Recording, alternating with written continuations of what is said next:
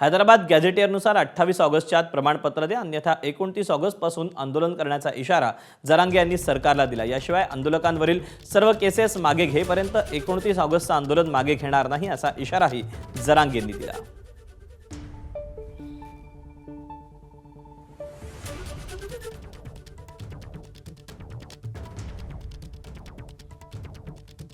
आपल्याला 29 ऑगस्टला म्हणजे 1 महिन्यानंतर आता 29 जुलै शेवटचं खूप मोठं आंदोलन, निर्णायक आंदोलन करायचं।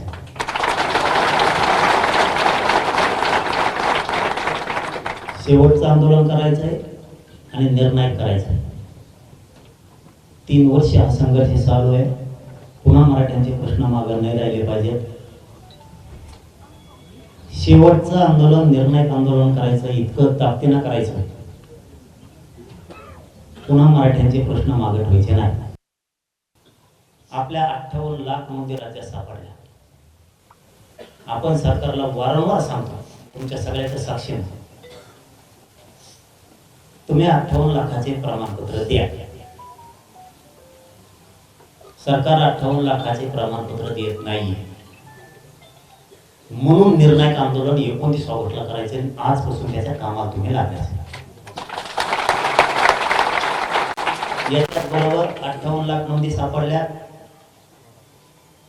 ज्यांना कोणाला नोंदी सापडलेल्या माहिती आहेत त्यांनी अर्ज करा। स्थानिक चौकशीचा अहवाल आधीचा होता, त्यावेळेस प्रमाणपत्र निघत होते।